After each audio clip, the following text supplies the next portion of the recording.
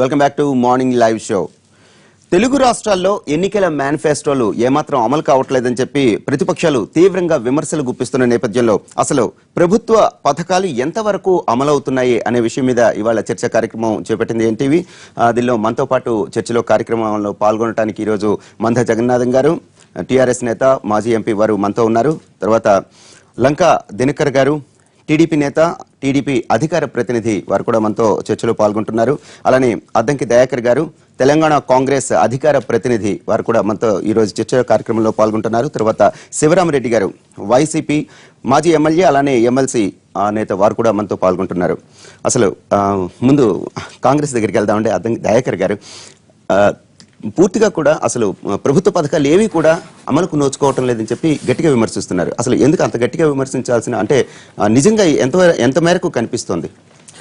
అంటే ముఖ్యంగా తెలంగాణ విషయానికి వచ్చినప్పుడు ఒక 10 అంశాలతో కూడిన వాళ్ళ మేనిఫెస్టోలు ప్రధానమైనవి డబుల్ బెడ్రూమ్ ఇళ్లతో పాటు రైతు రుణమాఫీ, తర్వాత KG to PG, తర్వాత మిషన్ భగీరథ లేదు, కొన్ని ఏమంటాం ప్రజాపయోగకరమైన అంశాలన్నింటినీ వాళ్ళు మేనిఫెస్టోలో పెట్టి, మేనిఫెస్టోలో లేని అంశాలకు, ఉదాహరణకు మిషన్ భగీరథ కానీ, లేకపోతే ఇదేంటిది నీళ్లకు ఎక్కువ కేటాయింపులు చేయడం కానీ, ఇవన్నీ చేస్తూ వస్తూ ప్రచారంలో మాత్రమే ఉన్నాయి. ఇప్పటికి కూడా ఒక్క ప్రాజెక్టు వాళ్ళు కట్టినది లేకపోయినప్పటికీ కూడా ఈ ప్రచారంలో అన్నిటికంటే అన్ని రాష్ట్రాల ముఖ్యమంత్రుల కంటే ముందు ఉండడం ఒక ఎత్తు అయితే, ఇది ఒక మూలిగే నక్క మీద తాటిపండు పడ్డట్టుగా ఇప్పుడు ఈ డిమానిటైజేషన్ అనేది మరొక పెద్ద సమస్యగా మారబోతుంది రాష్ట్రాలకు.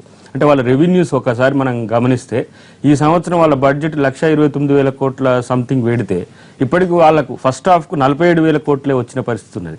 అంటే ఎంత అన్నా కూడా 1,00,000 కోట్లకు లోపే వచ్చే అవకాశం కూడా ఉన్నది. అంటే ప్రధానమైన అంశాల పట్ల డబుల్ బెడ్రూమ్ అనేది, తర్వాత దళితులకు 3 ఎకరాల భూమి అనేది, వీటిని అసలు పట్టించుకుంటున్న పాపాన లేదు. బడ్జెట్లో అలొకేషన్స్ కూడా లేని పరిస్థితి వచ్చింది.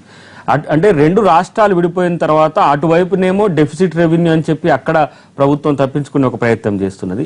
ఇటువైపు సర్ప్లస్ రెవెన్యూ అయినప్పటికీ కూడా మామూలు అంటే 1,00,000 రూపాయల రుణమాఫీ అనేది కూడా 4 వాయిదాల్లో కూడా కేవలం ఇంట్రెస్ట్ మాఫీ కొరకే పోయిన పరిస్థితి ఉన్నది. ఈ మధ్య మన అంచనాలు చూస్తే 27,000 కోట్ల పైచీలకు ఆంధ్రప్రదేశ్ ప్రభుత్వం రైతులకు ఇచ్చే ప్రయత్నం చేసింది. కానీ ఇక్కడ 12,000-13,000 కోట్ల వరకు ఇవ్వడం జరిగింది. అంటే బ్యాంకులకు సంబంధించి ఒక టెక్నికల్ కారణాలు చూపి అలాంటి ఒక ప్రధానమైన ఒక రైతు రుణమాఫీ అనేది 2 ప్రభుత్వాలని అధికారంలోకి తెచ్చినట్టుగా మనకు కనిపిస్తున్నప్పుడు, అలాంటి ప్రధానమైన అంశాల పట్లనే ప్రభుత్వాలకు స్పష్టత లేకపోవడం ఒక ఎత్తు అయితే, ఇక ఇప్పటి నుంచి అవి చెల్లించే అవకాశాలు కూడా లేని స్థితి భవిష్యత్తులో రాబోతున్నది. మీరు ఇప్పుడు ఏంది 2 లక్షల కోట్లు 3 లక్షల కోట్లు బడ్జెట్ పెట్టాలనే దిశ నుంచి ఇప్పుడు మళ్ళీ మీరు 70,000-80,000 సరి బడ్జెట్లు రావాల్సిన పరిస్థితి మోడీ గారి పుణ్యాన రాబోతున్న పరిస్థితుల్లో, మేనిఫెస్టోల అంశాలలో ముఖ్యంగా విద్యార్థులకు సంబంధించి ఉద్యోగ నియామకాలు కూడా 10-12,000 వరకు వేసే ప్రయత్నం చేసి ఇంతవరకు అవి ఫుల్ఫిల్ చేయలేదు. ఇలాంటి అంశాల వారీగా కనుక పెట్టుకుంటే ఇంతవరకు ఒక ఛార్జ్ షీట్, ఒక పెర్ఫార్మెన్స్ షీట్ను రిలీజ్ చేయమని డిసెంబర్ 2.5 సంవత్సరాల కాలం పూర్తయినప్పుడు ఏది ఎంత మేరకు మేము చేయగలిగినాం, చెప్పిన వాటిని ఎంత మేరకు చేయగలిగినాం, చెప్పలేని ఎంత మేరకు చేసినామని. డబుల్ బెడ్రూమ్ ఇండ్లు అయితే గతంలో కట్టిన 2 లక్షల ఇండ్లకు కనీసంగా ఇక్కడ ఉండే JNURM కానీ ఇట్లా సిటీ అవుట్స్కట్స్ లో ఉండే ఇండ్లను పంచడానికి కూడా ప్రభుత్వానికి ఓపిక లేని పరిస్థితి ఉన్నది. ఒక 471 ఇండ్లను కట్టి ఎర్రవెల్లిలో ప్రతిష్టాత్మకంగా సీఎం సొంత కాన్స్టిట్యున్సీలో కట్టిన వాటికే ఇంతవరకు దిక్కు దివానం లేని పరిస్థితి ఉన్నది. కానీ 1 సంవత్సరం కింద మొదలుపెట్టిన మన సీఎం క్యాంప్ ఆఫీస్ మాత్రం ఇమ్మీడియట్ గా మనకు 9 నెలల లోపటినే అయిపోయిన పరిస్థితి ఉన్నది. కాబట్టి సంక్షేమ పథకాలు కుంటుపడ్డాయి, ఇటు అభివృద్ధి కూడా. SC/ST సబ్ ప్లాన్ అనేది చట్టం ఇంతవరకు రూల్స్ ఫ్రేమ్ చేసుకోలేదు, అడాప్ట్ చేసుకున్నారు మొన్న సభలో. అంటే 5,000 కోట్లు 7,000 కోట్ల రూపాయలు కేటాయించి సంవత్సరాల వారీగా, వాటిలో ఖర్చు మాత్రం 20% 15%. అంటే ఒక మాకరి ఒక బడ్జెట్ ను తయారు చేస్తూ అలొకేషన్స్ ఏమో ఘనంగా చూపిస్తూ ఖర్చులు మాత్రం వాళ్ళ ఇష్టానుసారంగా చేస్తున్న ప్రయత్నం వల్లనే ఇలాంటి సమస్యలు వస్తున్నాయి.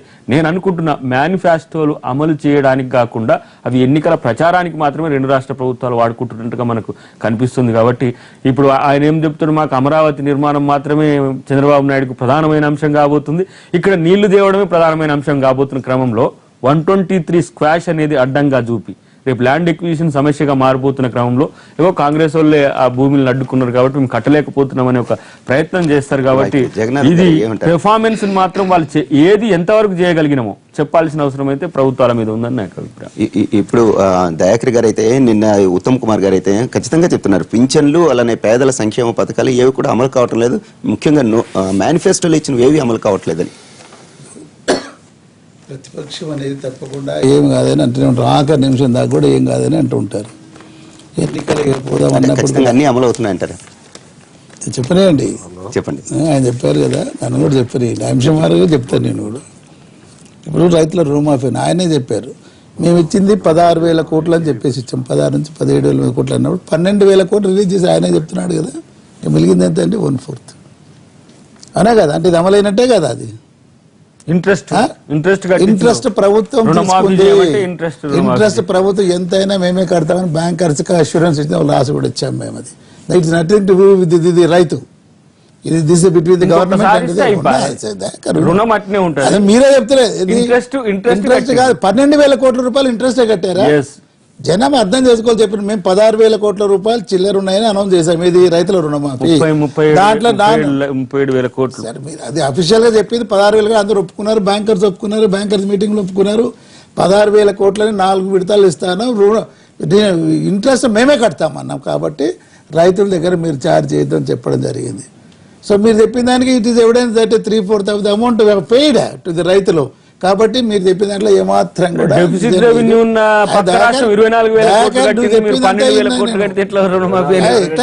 ఇది మీరు విను, డెఫిసిట్ అంటే డెఫిసిట్ రెవెన్యూ ఏది ఆంధ్రప్రదేశ్ మాట్లాడుతున్నాను నేను, తెలంగాణ మాట్లాడుతున్నాను నేను, ఆంధ్ర మాట్లాడలేదు, ఇంకా రాలేదు, ఆంధ్ర ఏరియాకి రాలేదు నేను. మాటికి వాళ్ళని కంపేర్ చేసుకుంటారు కదా. కంపేర్ చేయలేదు, నేను ఇక్కడ కంపేర్ చేశానా? మా పర్ఫార్మెన్స్ చెప్తున్నాను నేను, మీరు అడిగిన ప్రశ్న మా పర్ఫార్మెన్స్. 12,000 కోట్లు మీరు రైతులకు రుణమాఫీ అంటున్నారు, నేను ఇంట్రెస్ట్ రుణమాఫీ అంటున్నా. అదే మీరు అడగండి, శ్వేతపత్రం అడగండి, అదే మేము అడుగుతున్నదే మిమ్మల్ని. డిమాండ్ చేయండి, తెలుస్తుంది కదా. స్వయాన పోచారం గారు ఏం చెప్పారు, మొన్న 3వ విడతలో 2,000 కోట్లు ముందు ఇచ్చాం, 2,000 కోట్లు కొద్దిగా డిలే అయినా మొన్న రిలీజ్ చేశారు. మొత్తం 16,000 కోట్లు లేదా 12,000 కోట్లు రిలీజ్ చేయడం జరిగింది, మిగిలింది 4,000. We have got another quarter, ఇప్పుడు ఈ క్వార్టర్లో ఇచ్చేస్తారు. సో దేర్ ఇస్ మ్యాటర్, రుణకు మేము ఇచ్చింది ₹1,00,000 రుణం అనేది మొత్తం అయిపోయినట్టే కదా. ప్లస్ ఇంట్రెస్ట్ పార్టీని మేము ప్రభుత్వం మీకు చెల్లిస్తుందని బ్యాంకర్స్కి అష్యూరెన్స్ ఇవ్వడం జరిగింది, దట్ ఈస్ అండర్స్టాండింగ్. కాబట్టి దట్ హ్యాస్ బీన్ ఫుల్ఫిల్డ్. ఇక డబుల్ బెడ్రూమ్ల విషయంలో వచ్చినప్పుడు ది కాస్ట్ మీరు హయాంలో ఉన్నప్పుడు ఉన్న 70-80 వేల నుంచి ఎంత పెరిగింది? 5 నుంచి 7 లక్షల దాకా పెరిగింది. ఇది it's not the money where just go on print and do it.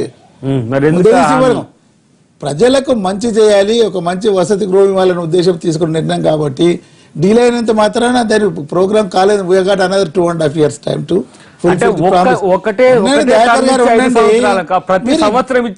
అడ్డుపడే అలవాటు మానుకోండి. మీరు యువ నాయకులు చాలా భవిష్యత్తు ఉన్న వాళ్ళు. జగన్నాథం గారు ప్రతి సంవత్సరం మీరు కాంగ్రెస్ లో ఉన్నప్పుడు చూసిండ్రు, ప్రతి సంవత్సరం నేను ఎక్కడ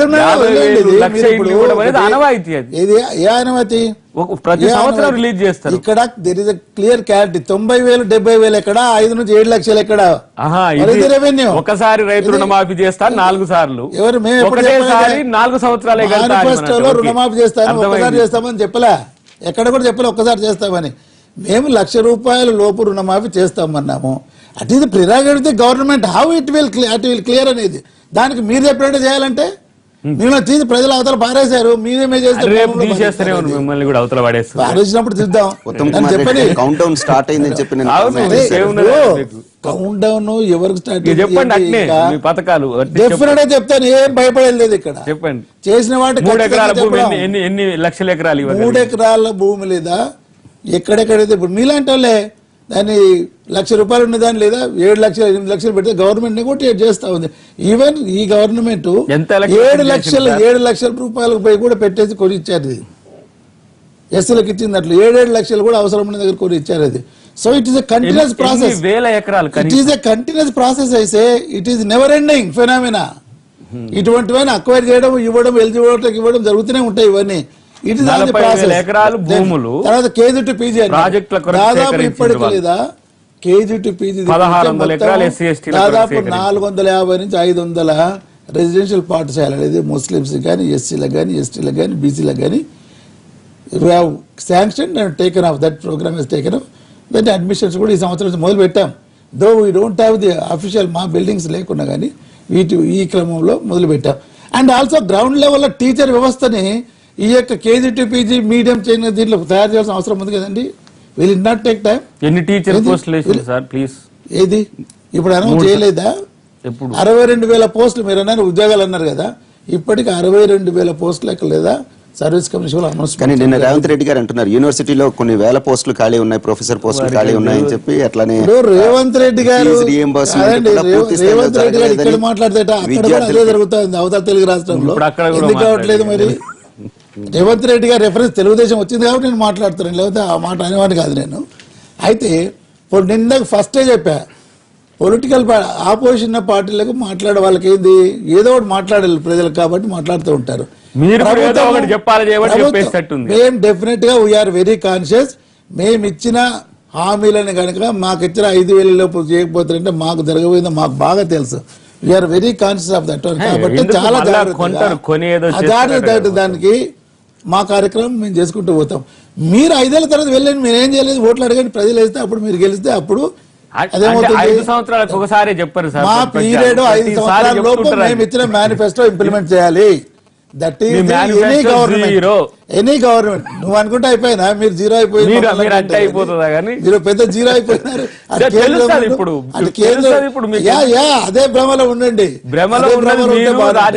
then coming to the pensions, మీరు 500 రూపాయలు 400 పెన్షన్ మేము 1,000-1,500 చేసాము.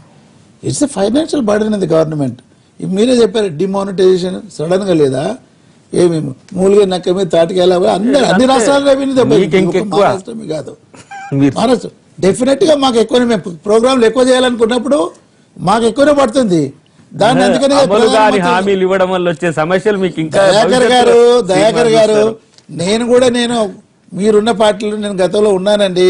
ఏ విధంగా ఉంటే నాకు మీరున్నప్పుడు ఉన్నట్టయితే లేదు సార్ ఇప్పుడు పార్టీ అవన్నీ వస్తారంటే లేదా ఏమి అవన్నీ ఈ సమయం సరిపోదు. ఒకనాటి స్పెషల్ డిబేట్ పెట్టించి మాట్లాడదాం కానీ కన్ఫైన్ టు ది మేనిఫెస్టో. ఇక అవతల రాష్ట్రానికి వచ్చినప్పుడు ఇప్పుడు ఒకటి ఈ రాష్ట్రమైనా ఆ రాష్ట్రమైనా రెండు కూడా కొత్తగా ఏర్పడ్డ రాష్ట్రాలు. సరే అక్కడ రెవెన్యూ లోటుతో వెళ్ళారు, రెవెన్యూ లోటుతో ఉన్న అక్కడ చేయడానికి ప్రయత్నం చేస్తారన్నప్పుడు కాస్త ఓపిక అవసరం. ఇంకా 2.5 పీరియడ్ టైం లేదా గవర్నమెంట్ చేతుల్లో ఉంది. వీళ్ళు వనరుల సభకి 2.5 ఇయర్స్ చేస్తారేమో, లెట్ ఇస్ వెయిట్. అది కాకుండా ఇప్పుడే విమర్శలు చేయడం ఏంటి, మేనిఫెస్టోలు అమలు కావట్లేదు, ఇది స్టేట్మెంట్ చేసాం ఒక నాయకుడు 5 సంవత్సరాలకే ప్రశ్నించాలి మంద జగన్నాథం గారి అకార్డింగ్ టు మా దట్ ఈస్ ద రైట్. మేము మేనిఫెస్టో కాము ఏమైనా మాట్లాడుకోండి, మాకు అనవసరం మీరు మాట్లాడుకోండి, మేము వద్దంటున్నామా? రోజు మాట్లాడుతున్నారు, మేము వద్దంటున్నామా మిమ్మల్ని? సో ఏ గవర్నమెంట్ అయినా కానీ న్యూలీ ఫార్మ్డ్ గవర్నమెంట్కి లేదా ఇది ఇంక్యుబేషన్ పీరియడ్ ఉంటుంది. వాళ్ళు సెట్ ఇన్ అయ్యి తర్వాత రెవెన్యూని చేసుకొని ఫైనాన్స్ చేసుకున్నప్పుడు స్కీమ్స్ మేనిఫెస్టో స్కీమ్స్ ప్లస్ కొన్ని అన్ఎక్స్పెక్టెడ్ వస్తాయి. ఇప్పుడు మన దగ్గర షాదీ ముబారక్ ఉందండి, కళ్యాణ్ లక్ష్మి బీదర్లకు సంబంధించి. ఇది తప్ప ఇది ఎక్స్ట్రా మేనిఫెస్టో ఐటమ్, సామాన్య ప్రజానికానికి ఇచ్చింది ఐటమ్. మేనిఫెస్టోలో వేరే ఐటమ్లు అమలు చేస్తున్నారు. మేము మేనిఫెస్టో అమలు చేస్తున్నాం, ఇది అమలు చేస్తున్నాం, రెండు మీరు ఏదో ట్విస్ట్ చేయడానికి ప్రయత్నం చేస్తే మీ ట్రాప్ లో పడేది ఏంటి? నేను ఏ ప్రభుత్వం budget is planned and non plan ఎందుకంటాం? ప్లాన్డ్ బడ్జెట్ లో అష్యూరెన్స్ ఉంటుంది, నాన్ ప్లాన్ లో ఎమర్జెన్సీస్కి ఇటువంటి వాటికి ఏదైనా ప్రభుత్వం అవసరం అనుకొని చేసే కార్యక్రమాలకు నాన్ ప్లాన్ ఉంటుంది. ఎమర్జెన్సీ పెట్టడానికి నాన్ ప్లాన్ బడ్జెట్ ఉంటుంది. ఆ విధంగా మేము అందుకే ఏం చేసాం, ప్లాన్ బడ్జెట్ ఎక్కువ పెట్టాం, ప్లాన్ బడ్జెట్ ఎక్కువ పెట్టాం. మేము బడ్జెట్ లేదు, పథకాలు ప్లాన్ బడ్జెట్ ఏంటంటే అష్యూర్డ్ ఇన్కమ్. సరే మీరు అన్నారు కొన్నిటికి బడ్జెట్ పెట్టలేదంటే, yes we are taking loans from the financial institution. ఇప్పుడు దేశవ్యాప్తంగా ఫైనాన్షియల్ ఇన్స్టిట్యూషన్స్ ఎంత లిబరల్ ఎందుకు వస్తున్నాయి తెలంగాణకు? మిషన్ భగీరథకు దాదాపు 16,000 కోట్ల రూపాయలు ఇవ్వడానికి వచ్చారు. మిషన్ కాకతీయ నబార్డు వాళ్ళు ఇవ్వడానికి వచ్చారు. అంటే పర్ఫార్మెన్స్ బేస్డ్ కదా, పర్ఫార్మెన్స్ లేకపోతే బ్యాంక్స్ లోన్లు ఇస్తారా? మీకు అప్పు కట్టే శక్తి లేకుంటుందంటే అప్పిస్తుంది బ్యాంక్, మనకైనా మీరైనా ఇల్లు కట్టుకుంటుంది. కాబట్టి అవన్నీ మానేసి మీ ఉద్యమాలు మీరు చేయండి, ఏం తప్పలేదు. మీరు ఉద్యమాలు చేసి చెప్పేదాన్ని తప్పలేదు. ప్రజలు బాగా గమనిస్తూ ఉంటారు. They know it what is the government. Government promise ఏంటి, ఎప్పుడు దాకా చేస్తారు, ఏం చేస్తారు. It's a continuous process.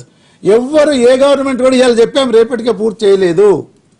ఎప్పటికీ డబుల్ బెడ్రూమ్లు వెళ్ళి దాదాపు 4.5 లక్షల ఇళ్ళు కడతామన్నాం. It's on the process. గ్రామాల్లో ఇప్పుడు కొన్నిటి దగ్గర ల్యాండ్ ప్రాబ్లం ఉంది.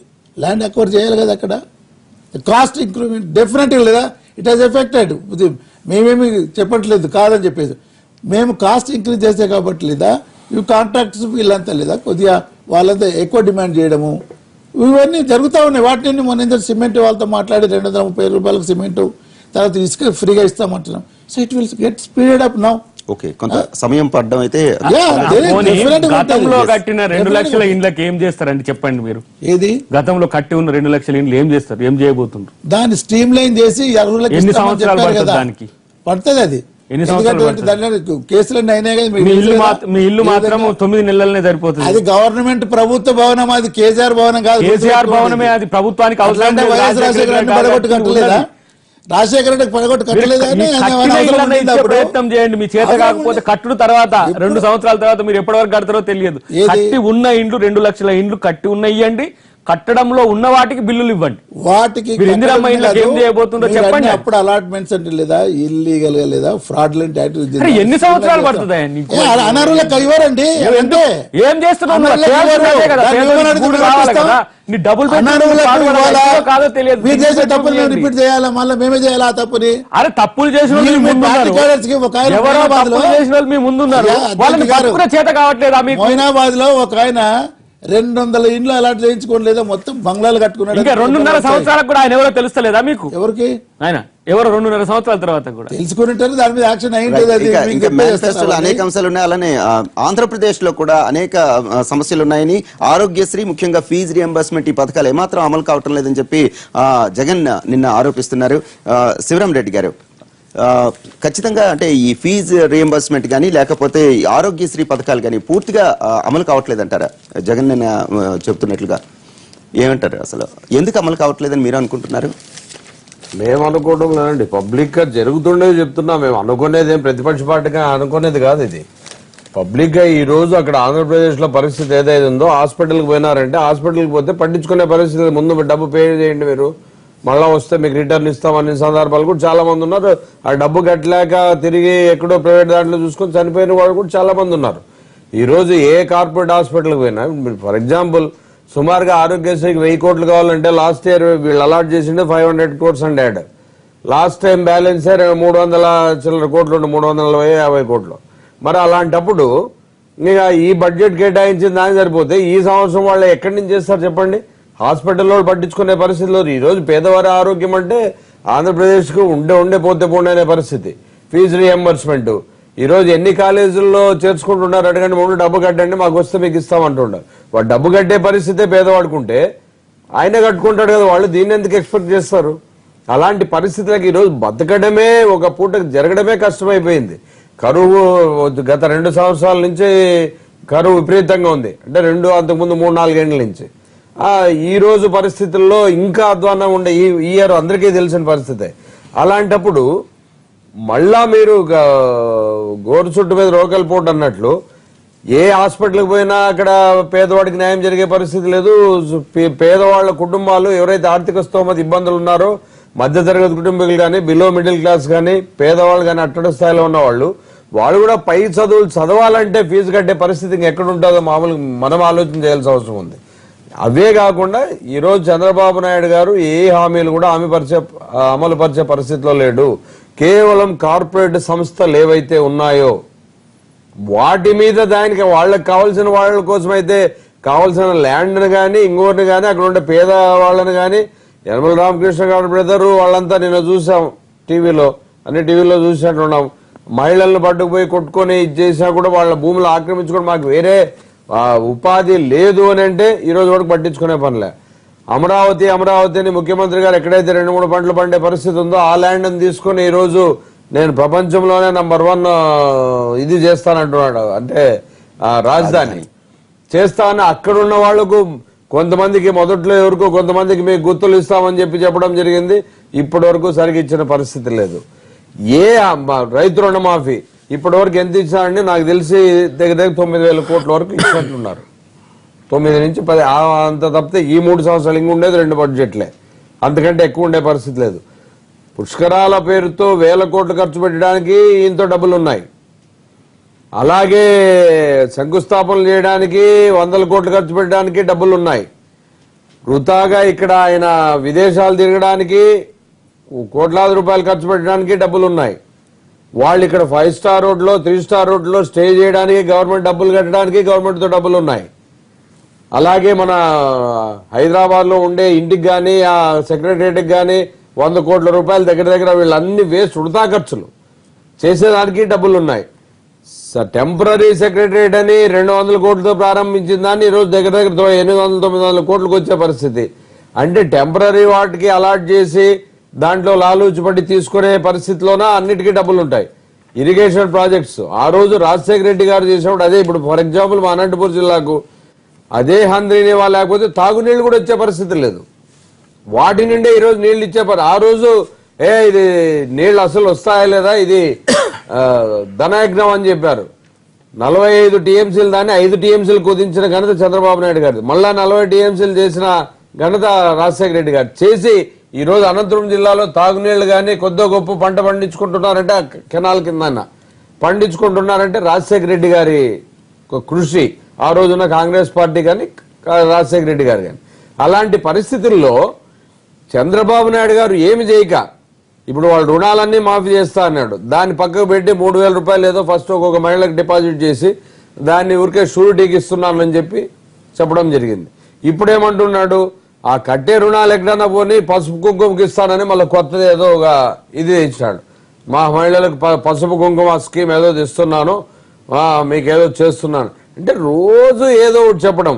ఫర్ ఎగ్జాంపుల్ ఇరిగేషన్ వాటికి ఎన్ని కోట్లు పెంచారండి? పోలవరం ప్రాజెక్టు ఎస్టిమేషన్స్ ఎంత పెరిగినాయి? సుమారుగా డబుల్ ఆఫ్ ద కాస్ట్ పెరిగింది. పెద్ద రేట్లు పెరిగిందంటూ ఏం లేదు.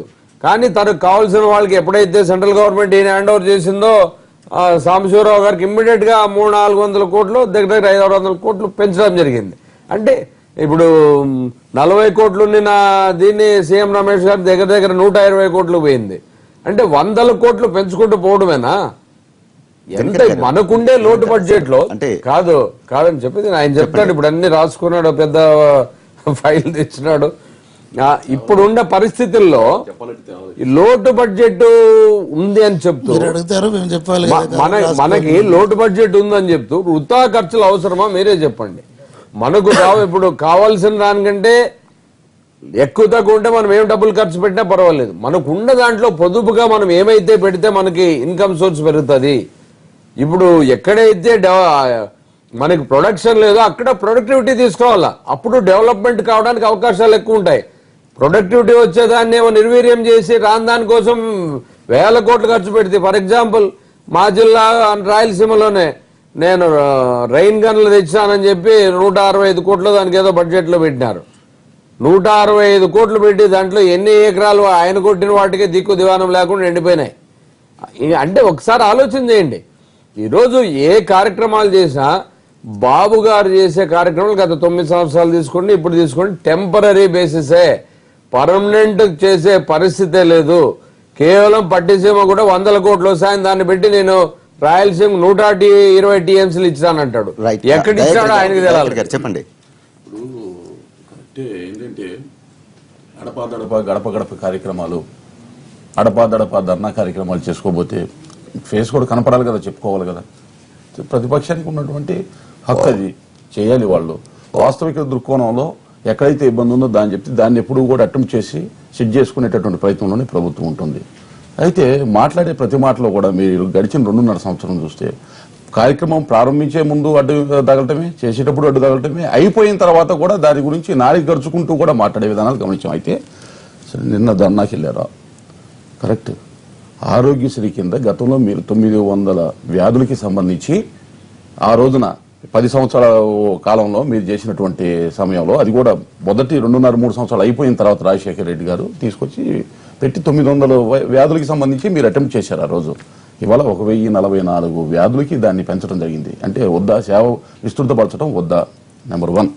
నెంబర్ 2, ఇంకోటి ఏంటంటే 2014-15 సంవత్సరాన్ని మీరు చూసుకున్నట్లయితే నెంబర్ ఆఫ్ పేషెంట్స్ 3,17,125 మంది ఆరోగ్య సేవ కింద 13 జిల్లాల్లో ఆంధ్రప్రదేశ్లో చేపించుకోవడం జరిగింది. బడ్జెట్లో 500 కోట్లు మేము అలాట్ చేస్తే శివరామరెడ్డి గారు చెప్పింది వాస్తవం, 500 కోట్లే బడ్జెట్లో అలాట్ చేసింది. కానీ యాక్చువల్గా మేము ఖర్చు పెట్టింది 896 కోట్లు. నెంబర్ 2, 2015-16 చూసినట్లయితే 3,77,733 మందిని ఈ సేవను వినియోగించుకోవడం జరిగింది. బడ్జెట్లో అలాట్ చేసింది 500 కోట్లు అయితే ఖర్చు పెట్టింది 1,064 కోట్లు. పెంచొద్దా? 2016 నవంబర్ నాటికి 2,79,807 మంది ఈ సేవను వినియోగించుకోవడం జరిగింది. బడ్జెట్ని 840 కోట్లకి పెంచడం జరిగింది. ఇప్పటికే 782 కోట్ల రూపాయలు ఖర్చు పెట్టడం జరిగింది. 2013-14లో ఉమ్మడి ఆంధ్రప్రదేశ్లో ఆ రోజు పరిపాలన సాగించినటువంటి పెద్దలు ఆ రోజు చేసినటువంటి సేవ 23 జిల్లాలకు, ఆ రోజు ఉన్న 23 జిల్లాలకి 2,92,614 మందికి బడ్జెట్ కేటాయింపు 925 కోట్లు ఖర్చు పెట్టింది 808 కోట్లు. ఎస్, మాకు ఈ రాష్ట్రం లోటు బడ్జెట్లో 16,000 కోట్ల లోటు బడ్జెట్తో పాటు ఇన్ఫ్రాస్ట్రక్చర్, పూర్ ఇన్ఫ్రాస్ట్రక్చర్ తోటి అప్పచెప్పారు. అవును, వైద్యాలయాలు చాలా భయానకమైన దుస్థితిలో ఉంటే ఇవాళ ఎక్కడైతే జగన్మోహన్ రెడ్డి గారు వెళ్ళి ధర్నా చేశారో అక్కడ రిమ్స్ గురించే చెప్తాము. ఆ రిమ్స్లో మేము అధికారం చేపట్టే నాటికి 200 నుంచి 250 ఓపీలు ఒక రోజుకైతే ఇవాళ 2,500 నుంచి 3,000. ఏ రకమైనటువంటి మౌలిక సదుపాయాలు కలిగిస్తే అంతమంది పెరిగారు అక్కడ ఓపీలు. అంటే ధైర్యంతో కార్పొరేట్ హాస్పిటల్ వైపు పరుగులెడుతున్నారు వైద్యం కోసం అనేటటువంటి పరిస్థితుల్లో నుంచి ప్రభుత్వ ఆసుపత్రికి ప్రజల్ని తీసుకొచ్చినటువంటి ఘనత మన. అంటే ఏ ఇన్ఫ్రాస్ట్రక్చర్ ఇచ్చాం? ఏ ఇన్ఫ్రాస్ట్రక్చర్ ఇచ్చామంటే మెయిన్ ఆరోగ్యం గురించి ఎందుకు చెప్పాలంటే నేను ఆయన ధర్నా చేశాడు కాబట్టి. తాడేపల్లి గూడెము, చీరాల, గూడూరు లాంటి చిన్న చిన్న ఊర్లలో కూడా సిటీ స్కాన్స్, ఎంఆర్ఐ లేకపోతే వాటిని అలాట్మెంట్ చేసి సేవలు విస్తృతపరచడం జరిగింది. ఇది ఆరోగ్యానికి సంబంధించి. ఎస్, పెన్షన్ దగ్గరికి వద్దాం. 200 రూపాయల పెన్షన్ చేశారు. ఒక్క నిమిషం. పెన్షన్ కి సంబంధించి మీరు 200 రూపాయలు మీరు ఇవ్వటానికి, అది కూడా కేంద్ర ప్రభుత్వం నుంచి వస్తే పైన కింద పడిన మీరు 1,000 రూపాయలు, 1,500 రూపాయలు ఎవరెవరికి ఇవ్వాలో వారికి మేము ఇవ్వటం జరిగింది. ఇంత లోటు బడ్జెట్లో కూడా 5వ తారీఖు వచ్చేటప్పటికి ప్రతి ఒక్కరికి ఉంటుంది. ఎస్, రుణమాఫీ గురించి మాట్లాడితే ఎస్, గతంలో కూడా కాంగ్రెస్ ప్రభుత్వం ఉన్నప్పుడు రుణమాఫీ చేయడం జరిగింది. కేంద్ర ప్రభుత్వ సహాయ సహకారాలతో చేసి 5 దఫాలుగా చేయడం జరిగింది. ఇవాళ కేంద్రం నుంచి మాకు సహాయ సహకారాలు లేవు, లోటు బడ్జెట్ ఉన్నా ఎస్ 24,000 కోట్ల రూపాయలు రుణమాఫీ తీసుకుని అందులో 11,500 కోట్లు ఇప్పటికే 50% 2.5 సంవత్సరాలు పూర్తి చేయడం జరిగింది. మిగతా 2.5 సంవత్సరాల సమయం మాకుంది. 70 నుంచి 75% ఏదైతే 2.5 ఎకరాల లోపు ఉన్నవారో 50,000 రూపాయలు మాత్రమే వారికి రుణ పరిమితి ఉండేటటువంటి వారికి ఎక్కే టైం రుణమాఫీ చేయడం జరిగింది. 70 నుంచి 70% కేటగిరీలో వాళ్ళు ఉన్నారు. లోటు బడ్జెట్ అయినా 1,50,000 వరకు మేము చేశాము. 50,000 దాటిన వారికి 1/5 వంతు లెక్కన ఈ 11,500లో వారి వాటా వారికి ఆల్రెడీ రావటం జరిగింది. ఇంకొకటి చాలా క్లియర్ గా రాజధాని గురించి పదే పదే చెప్తున్నారు. ఎస్, ఈ 2.5 సంవత్సరాలు ఎన్ని అవాంతరాలు సృష్టించినా రాజధాని గురించిన విషయాలు మాట్లాడుకుందాం. బ్రేక్ తీసుకుందాం. బ్రేక్ తర్వాత మీరే చెప్తారు కానీ, ఎందుకంటే చాలా క్వశ్చన్స్ అందించారు కాబట్టి తప్పనిసరిగా సమాధానం చెప్తారు కానీ స్టార్ట్.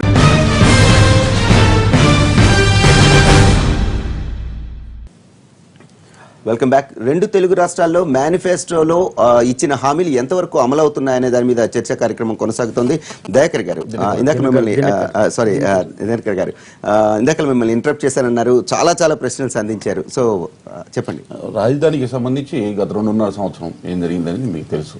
ఇది ప్రపంచంలోనే ఒక అత్యున్నతమైనటువంటి విధానంతో ల్యాండ్ పూలింగ్ తోటి మేము తీసుకోవడం జరిగింది. అక్కడ ఉన్నటువంటి రైతుల్ని అభివృద్ధిలో మమేకం చేయాలి అనేటటువంటి ఉద్దేశంతో ఎప్పుడైతే ఆ ప్రాసెస్ కంప్లీట్ అయిన తర్వాత దానికి సంబంధించిన ప్లానింగ్ కానీ రకరకాల అంశాల్లో కొంత సమయం తీసుకోవటము, పరిపాలన అనేది అక్కడి నుంచి చేసుకుంటే ఇంకా స్పీడ్గా అవుతుందనే ఉద్దేశంతో అక్కడ కొన్ని స్ట్రక్చర్స్ ఏర్పాటు చేసుకొని ఇక్కడి నుంచి ఉద్యోగుల్ని తీసుకెళ్లేటటువంటి ప్రయత్నంలో పడినటువంటి ప్రయాసాలు కూడా మీరు గమనించుంటారు. అన్నింటినీ దాటుకొని అక్కడికి ఉద్యోగులు తీసుకెళ్లి అక్కడ పరిపాలన అక్కడ సాగించుకుంటూ అక్కడ రైతులకు కూడా ఫ్లాట్స్ అలాట్మెంట్ ఆల్రెడీ ఒక 30-40% కంప్లీట్ అయిపోయింది. మౌలిక సదుపాయాలకి సంబంధించి 32,500 కోట్లు తొలి దశకి సంబంధించి 2018 నాటికి పూర్తి చేయాలనే కంకణంతో ప్రభుత్వం ముందుకెళ్తున్న క్రమంలో మీరు ఒక వారం క్రితం చూస్తుంటారు వివిధ రకాల సంస్థల అప్రూవల్ తోటి కేంద్ర ప్రభుత్వం నుంచి కూడా వచ్చిన సహాయ సహకారంతో 14,500 కోట్లని ఇప్పుడు తెచ్చుకోవడం జరిగింది ఆల్రెడీ. సో ముందు ఇంటర్నల్ గా కావాల్సినటువంటి రోడ్స్, ఇతర ఇన్ఫ్రాస్ట్రక్చర్ ఏదైతే ఉందో మౌలిక సదుపాయాలు అక్కడ నివాసయోగ్యంగా పరిపాలనకి కావాల్సినటువంటి ఇతరత్ర అవసరాన్ని పూర్తి చేసుకోవడం జరుగుతుంది. దాని దగ్గర ఎవరు కూడా బాధపడాల్సిన అవసరం లేదు, ఇబ్బంది పడాల్సిన అవసరం లేదు. అది ఒక పార్ట్ రాజధానికి సంబంధించి. అలాగే డ్వాక్రా రుణమాఫీకి సంబంధించి 8,39,278 మంది 10,000 రూపాయల లెక్కన వారి అకౌంట్కి 2 దఫాలు ఇప్పుడు వేయటం జరిగింది. దాంతోపాటు అవును ఒక పథకాన్ని చేస్తూ ఉన్నటువంటి క్రమంలో మహిళలకు కానీ ఎవరికైనా వారికి వస్తున్నటువంటి అవసరాల దృష్ట్యా ఇచ్చేటటువంటి అదనపు పథకం పసుపు కుంకుమ వద్దా? ఇప్పుడు ఇది వద్దు అని చెప్పండి. అయితే ఆ ప్రయత్నం చేయలేరు. సరే, పట్టిసీమ దగ్గరికి వెళ్ళేటప్పటికి ముందు పట్టిసీమ వద్దు, ఇది కాదు, అది అడ్డుపడినటువంటి వాళ్ళే తర్వాత మళ్ళీ మేము కుడి కాలువ కట్టాం, ఎడమ కాలువ కట్టాం అని కొన్ని మాటలు చెప్పుకునేటటువంటి పరిస్థితి. మేము ఏదైతే నిరుపయోగంగా మీరు ఉపయోగితం కాకుండా ఆపినటువంటి ఇన్ఫ్రాస్ట్రక్చర్ ఏదైందో దాన్ని వినియోగించుకోవడంలో మేము చాలా జాగ్రత్తగా చేసినటువంటి ప్లానింగ్లో ఇవాళ గోదావరి నుంచి కృష్ణా డెల్టాకి నీరు ఇవ్వగలిగాము. ఈ నీరు ఏదైతే సేవ్ అయిందో మేము అక్కడి నుంచి హంద్రీనివా గాలి నగర్కి సంబంధించినటువంటి కాలువలు ఏవి పూర్తయినా కొంతవరకు మేము వదిలి వాళ్ళ అనంతపూర్ జిల్లాలో కానీ లేకపోతే రాయలసీమ జిల్లాలో గత 40-50 సంవత్సరాలు చూడని ప్రాంతాలు కూడా కొంతవరకు నీరు వదిలేటటువంటి సౌలభ్యాన్ని చేయడం జరిగింది. నీరు కొంత వదిలి చూపించడం కూడా జరిగింది. అయితే ఇక్కడ రికార్డు సమయంలో మేము ఎప్పుడైతే పట్టిసీమని పూర్తి చేశామో కృష్ణా డెల్టా కూడా వర్షాభావ పరిస్థితుల్లో ఇబ్బంది పడుతున్నటువంటి క్రమంలో అక్కడ పొలాన్ని పంటని కాపాడుకోవడం జరిగింది. 100% పోలవరానికి సంబంధించి నిధులు కేంద్ర ప్రభుత్వం నుంచి రాబట్టాలనేటువంటి కృతనిశ్చయంతో మేము పనిచేసి ఇవాళ సరే నబార్డు నుంచి ఇస్తారో ఎక్కడి నుంచి ఇస్తారో అది వాళ్ళకి సంబంధించి దానికి సంబంధించి మేము చేసిన కృషిలో భాగంగా 2,990 కోట్లు రిలీజ్ చేయడం కూడా జరిగింది. ఇప్పుడు ఏంటంటే మీరు గమనించినట్లయితే భూమి పరిహారం గతంలో రాజశేఖర రెడ్డి గారు కానీ కిరణ్ కుమార్ రెడ్డి గారు ఉన్నప్పుడు 3,50,000 అయితే ఇవాళ 10 నుంచి 15 లక్షలు అయిందండి. దాన్ని మేము ఇంటి నిర్మాణానికి 50,000 నుంచి ₹1,00,000 మీరు ఇచ్చేస్తే 3,15,000 ఇవాళ ఇవ్వటం జరిగింది. భూమికి భూమి గిరిజనులకు ఇవ్వాలని మీరు అసలు మాటే ఊసేయట్లేదు. మేము వాళ్ళ భూమికి భూమి ఇచ్చేటటువంటి పరిస్థితిలోకి వాళ్ళని ఒప్పించుకోవటం జరుగుతుంది. ఉపాధికి వాళ్ళు ఇస్తామనేటువంటి హామీనే లేదు వాళ్ళు చెప్పిన దానిలో. ఆ రోజున మేము స్కిల్ డెవలప్మెంట్ పెట్టి వాళ్ళకి ఉపాధి ఇవ్వడం ఇన్ని రకాల కార్యక్రమాలు తీసుకుంటాం. 10,250 కోట్ల రూపాయలు ఆ రోజు ఎస్టిమేషన్తో వచ్చినటువంటి ఆ ప్రాజెక్టులో 20% మాత్రం పునరావాసం ఆ రోజు 2,050 కోట్లు అయితే ఇవాళ 40,499 కోట్లు అయినటువంటి క్రమం. వారు ఏందో ఇష్టం వచ్చినట్టు మేము పెంచుకున్నామన్నారు. కాదండి, ఈ 40,499 కోట్లు 27,000 కోట్లు పునరావాసానికి సంబంధించిందే. ప్రాజెక్టుకి సంబంధించినటువంటి ఎస్కలేషన్ అప్పటి నుంచి ఇప్పటి వరకు ఈ 10 సంవత్సరాలు అయింది 13,499 కోట్లు మాత్రమే. ఇది గమనించాల్సినటువంటి అవసరం ఉంది. ఏంటంటే మనం ఆరోపణలు చేసేటప్పుడు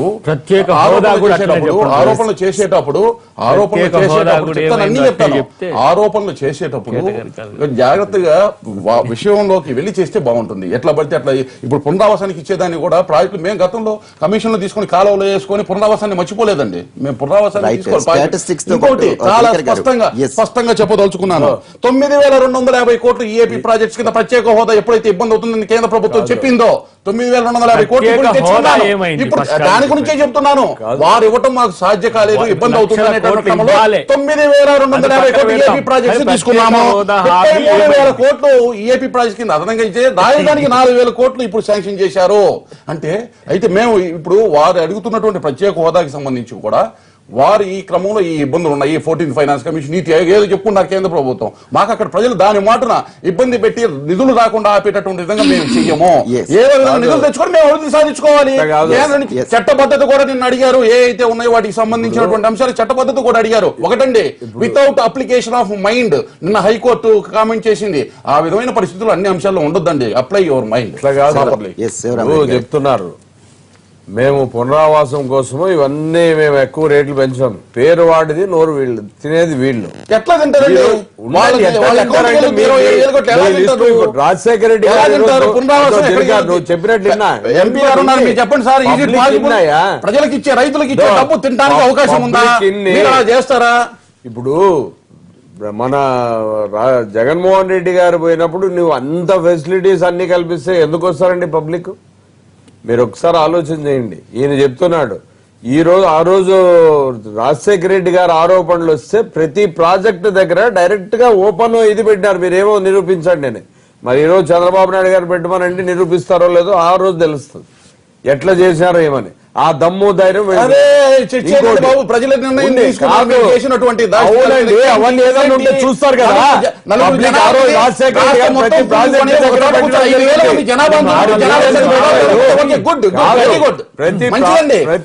భావంలోనే ఉండండి, ఆ విధమైన ఫీలింగ్ లోనే ఉండండి. 5,000 మందిని చూపించి మహాదన్న అని చెప్పి అది కూడా నేను ఇంత క్లియర్ గా సేవ అని చెప్తే దాని చంద్రబాబు నాయుడు గారు గతంలో అసలు ఈ ఊరు నుంచి ఒంగోలు అంత బ్రహ్మాండమైన infrastructure హాస్పిటల్ పెడితే అక్కడ పోయి దండం పెట్టుకున్నారు. ప్రజలు నవ్వుతున్నారండి. ప్రజలు నవ్వుతున్నారు. ప్రజలు నవ్వుతున్నారు. మీరు ఎట్లా మ్యానిపులేట్ చేస్తారో అదో మీకు తెలుసు. రెండు ఇప్పుడు ఇంకోటి చెప్తున్నాడు నిన్న కోర్టులో ఏదో రెండు రాష్ట్రాల ఒకసారి చెప్పండి. ఇప్పుడు నిన్న ఒకటి చెప్పినాడు ఈయన ఏదో కోర్టులో నిన్న ఇచ్చిన దానికి ఇప్పుడైనా సర్దుకోండి అని. కోర్టులో రామకృష్ణారెడ్డి నో వే కన్సర్న్ అంటారు. అంటే అవినీతి జరిగినప్పుడు ఎవరైనా ఇంటర్ఫేర్ కావచ్చు. గతంలో మాట్లాడిన కోర్టు న్యాయమూర్తి గురించి నేను మాట్లాడండి. న్యాయమూర్తికి వచ్చాను కాదు నేను తీర్పునే చెప్పేది. ఈ విధంగా మాట్లాడితే కోర్టుల మీద వీళ్ళకున్నటువంటి వీళ్ళకున్న భావం ఏంటో అర్థమవుతుంది. డెఫినెట్ గా ఈ రోజు వాళ్ళ భావాలు ఏం ఏదైనా ఎక్స్పెక్ట్ చేస్తారు? కోర్టుల గురించి డైరెక్ట్ గా అంత డైరెక్ట్ గా ఫోన్ లో మాట్లాడితే కోర్టు మాట్లాడాల్సిన అవసరం లేదు. కోర్టు తీర్పుడు కూడా మాట్లాడుతున్నారంటే వీరి యొక్క విధానం ఏమైనా మాట్లాడితే ప్రతి శుక్రవారం 13 కేసుల్లో కోర్టుకి ప్రజాస్వామ్యంలో ఏ తీర్పులైనా మాట్లాడతారు. అలవాటైపోయింది. Yes, yes. కేసులు కోర్టులు ప్రజాస్వామ్యంలో ఏ తీర్పులైనా మాట్లాడతారు.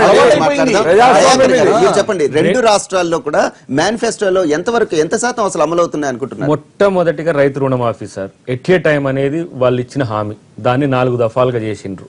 వాళ్ళది ప్రత్యేక హోదా అనేది ప్రధానమైన డిమాండ్. వాళ్ళది ప్రధానమైన డిమాండ్ పట్ల వాళ్ళకు ఇంతవరకు కూడా ఇంకా స్పష్టత రాలేదు. టీడీపీకి ప్రజల యొక్క ఇబ్బందులు స్పష్టత ఉందండి. అక్కడ ఆహా, ఏదైతే ప్రజల కేంద్ర ఇబ్బందులు ప్రభుత్వం పెట్టండి. కేంద్ర మీరు ప్రభుత్వం చాలా ఉంది. దగ్గర దాంట్లో మీరు చాలా స్పష్టంగా చెప్పడానికి చెప్తుంది ఇది ప్రత్యేక ఇవ్వడానికి వీలు హోదా కానీ అనేది ఒక దగా అంశాలు జరిగిపోయింది. ఇవ్వమనేది. అది ప్రజలకు కానీ ఏమండి అసలు కాంగ్రెస్ పార్టీ చేసినటువంటి అట్లా కాదు. ప్రత్యేక హోదా కూడా ఇంటికి ఒక ఉద్యోగం 2013లోనే రద్దు చేయమని ఇంటికి చిదంబరం ఒక చెప్పాడు. ఉద్యోగం, ఇంటికి ఒక ఉద్యోగం.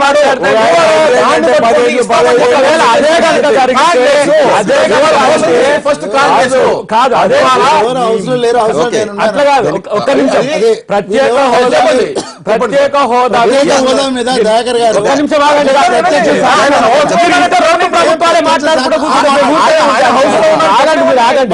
ఇప్పుడు మీరు ఆగండి. కాంగ్రెస్ చేసినటువంటి హోదా కుటీల నీతి విభజన సమయంలో టీడీపీ, బీజేపీ కలిపి ఆంధ్ర ప్రజలకు ఈ దేశంలో మీరు ఆంధ్రప్రదేశ్ ప్రజలు దగా చేసింది కాంగ్రెస్. అందుకే కాంగ్రెస్ ఇగో కాంగ్రెస్ పార్టీ దగా చేస్తే ఇవాళ కాంగ్రెస్ పార్టీ దగా చేసి నువ్వు ఈ రాష్ట్రాన్ని ఆంధ్రప్రదేశ్ ఇవన్నీ 100 తప్పులు చేస్తే రెక్టిఫై చేసుకోవడానికి అమెండ్మెంట్ చేసుకోవడానికి సమయం ఒక అంశము దయాకర్ గారు కొన్ని విషయాలు తెలుసుకోవాలి. సంబంధించి మోసం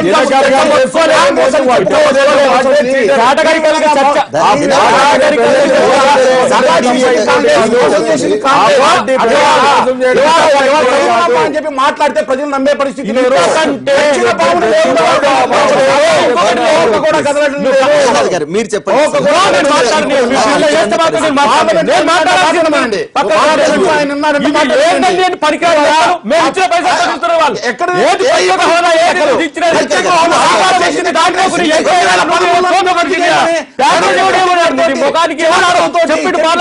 మాట కాంగ్రెస్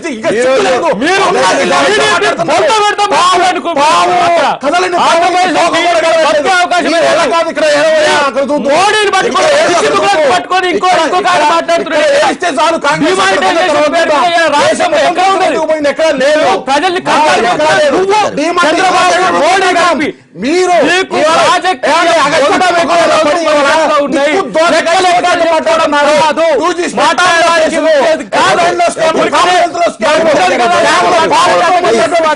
మాట్లాడేది. ఓకే, జగన్నాథ్ గారు మీరు కంక్లూడ్ చేయండి. కంక్లూడ్ చేయండి. టీడీపీని బొంద చాలా మంది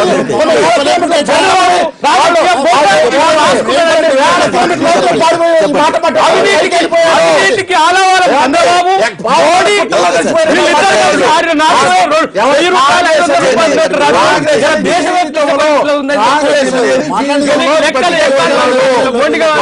ఎక్కడైతే ఆంధ్రప్రదేశ్ ఇప్పుడు ప్రత్యేక హోదా విషయంలో అక్కడ జరిగినది ప్రత్యక్షంగా మేము చూసిన వాళ్ళం. మేము వెంకయ్య నాయుడు గారు వీళ్ళతో అడిగారు, నిజంగా కూడా ఫీజిబిలిటీ ఉంటే అప్పుడు ఏంటండి బిల్లు పాస్ చేసే ముందు ఇమ్మీడియట్గా అమెండ్మెంట్ ప్రింట్ చేసి మాకు ఇస్తారు, ఇన్కార్పొరేట్ చేస్తారు.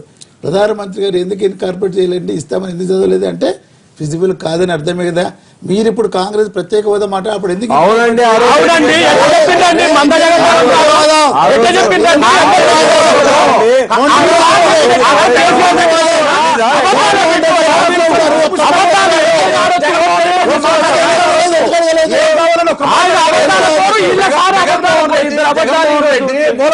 చంద్రబాబు నాయుడు గారు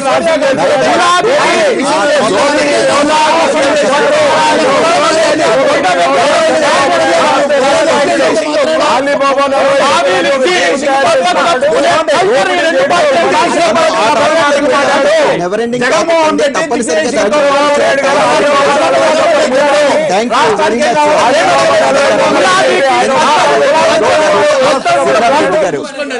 థ్యాంక్ యూ వెరీ మచ్ అండి. మరో రోజు మనం దీని మీద ప్రత్యేక చర్చ పెట్టుకుందాం. ఇది ఇవాల్టి మార్నింగ్ లైవ్ షో. నమస్తే.